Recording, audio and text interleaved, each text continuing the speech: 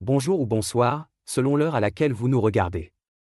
Je suis votre chroniqueur audio et animateur de podcast à l'ODJ Média, chargé de vous lire fidèlement cette chronique du Dr Anouar Cherkaoui.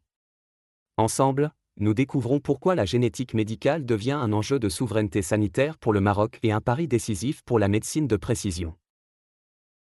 Rabat accueillera du 12 au 15 novembre 2025 le premier congrès marocain de génétique médicale. Ce rendez-vous marque un véritable tournant pour la santé publique nationale.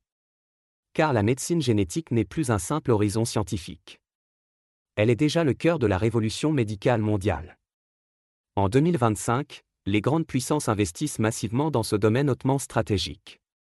Le marché global des thérapies géniques avoisine 11,4 milliards de dollars et l'ensemble du secteur, cell et gène thérapie, dépasse 25 milliards de dollars américains, avec une croissance annuelle supérieure à 20%. L'auteur affirme que le contexte international installe la génétique au centre de la révolution médicale, avec des montants d'investissement qui parlent d'eux-mêmes. Les objectifs affichés sont clairs: soigner les maladies rares, personnaliser les traitements grâce à la pharmacogénomique, développer l'édition génique et réduire la dépendance aux thérapies classiques coûteuses et parfois inefficaces. Dans ce contexte international, le Maroc ne peut rester simple spectateur. La médecine génétique relève avant tout d'un enjeu de souveraineté sanitaire. Grâce au séquençage de nouvelles générations et aux tests moléculaires ciblés, le Maroc amorce une transformation profonde du diagnostic. Les médecins marocains disposent désormais des outils permettant de détecter plus tôt les maladies héréditaires, certaines formes de cancer ou des prédispositions génétiques jusqu'ici invisibles. L'auteur ajoute que la souveraineté sanitaire prend corps grâce au séquençage et aux tests ciblés, changeant déjà la donne du diagnostic précoce. Le Moroccan Genome Project constitue une avancée historique. Les premiers résultats, avec plus de 27 millions de variants identifiés, offrent pour la première fois une base de données génomiques propre à la population marocaine. C'est un socle indispensable pour interpréter les tests, adapter les traitements et bâtir une santé publique sur des preuves qui reflètent la réalité génétique du pays. L'auteur pense que cette base génomique nationale devient l'outil de référence pour une médecine réellement personnalisée et adaptée au terrain. Ce congrès fondateur, organisé par la Société marocaine de génétique médicale, SMGM, indique professeur Karim Ouldim, mettra en lumière les dernières innovations mondiales, thérapie ciblée, intelligence artificielle appliquée à la génomique, cytogénétique de pointe. Il dessinera les contours d'une médecine de précision, plus équitable, plus humanisée, et surtout plus efficace. La génétique médicale constitue également un moteur économique puissant.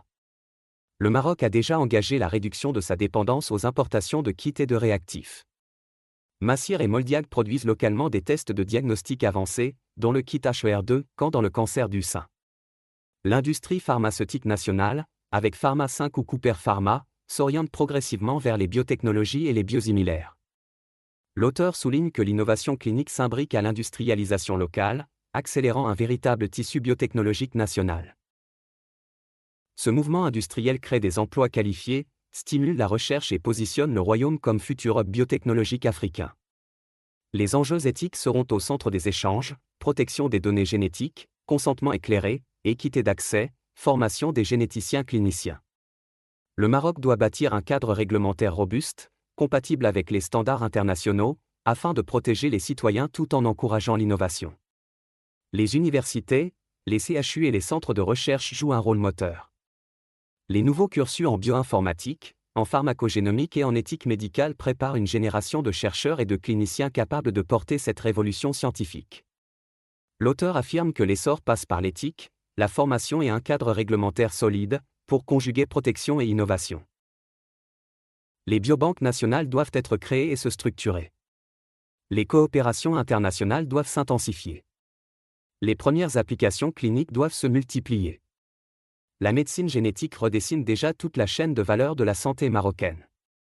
Elle promet une amélioration majeure de la qualité de vie, une réduction des coûts à long terme grâce au dépistage précoce, et une montée en compétence de tout l'écosystème médical et industriel.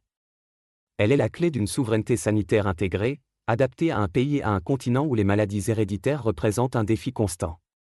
Le Maroc a choisi d'entrer dans l'ère génomique avec ambition et lucidité. Investir aujourd'hui dans la génétique, c'est garantir demain une médecine plus juste. C'est aussi placer le royaume parmi les nations qui ne se contentent pas d'importer l'innovation, mais la créent. Chaque gène devient un vecteur d'espoir. Chaque découverte, un pas vers l'indépendance scientifique. Chaque patient, un acteur de son destin thérapeutique. L'auteur conclut que la génétique, structurée autour de biobanques, de coopération et d'applications cliniques, porte une promesse de justice thérapeutique et d'indépendance scientifique. Merci de votre attention. J'ai fait le maximum pour respecter à la lettre les propos de l'auteur, le Dr Anwar Cherkaoui. On se retrouve très vite pour une prochaine chronique, toujours avec la même exigence de clarté et de fidélité éditoriale.